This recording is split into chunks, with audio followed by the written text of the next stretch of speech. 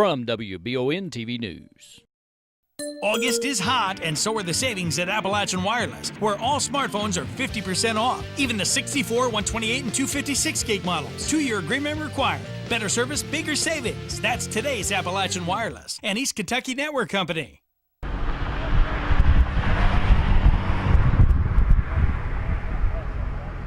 Here in Richmond, City Commissioner Jason Morgan remarks that he's seen a connection with certain businesses in the Richmond area.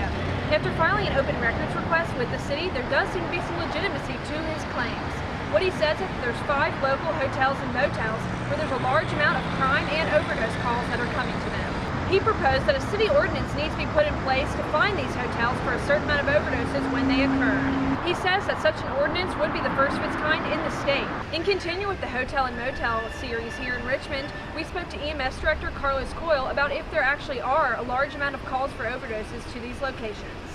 There's no place in the county that's immune from overdoses. We've been to pretty much every street and road in this county, unfortunately. But there are certainly pockets where it's more prevalent, where we do have an increased number of responses, and some of those are some of our local motels and areas. There's a few here that we do seem to make a proportionally larger amount of EMS calls to, and proportionally number of overdose responses. From the deaths we've seen in our county, we've seen an uptick in meth use, along with an uptick in heroin use. Now, the last 3 months, our numbers are down just a little bit, but we're still up 35% year to date, the first 6 months compared to 2016. Depending on the situation of the call, we'll also have to stage until law enforcement gets there and makes the scene secure. Responding to overdoses is one of our more dangerous runs to respond to.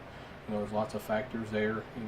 Could be a crime involved, could be weapons involved, could be a violent patient involved. So our law enforcement here in our county has really been awesome to work with us and go and make sure those scenes are safe before our crews go in. Does it make it a little bit harder when it's a business like a hotel? It does at times, finding exactly where the room is. Sometimes we'll get vague calls that there's an overdose at a certain location. There'll be limited information because sometimes the caller is afraid to supply too much information to the 911 center. So there are times that we have to look from floor to floor, room to room with law enforcement to locate the individual. We do respond to certain areas more than others.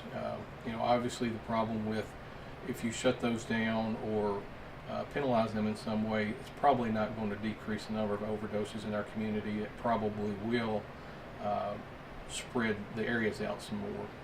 I don't know that it would be effective at reducing overdoses in particular.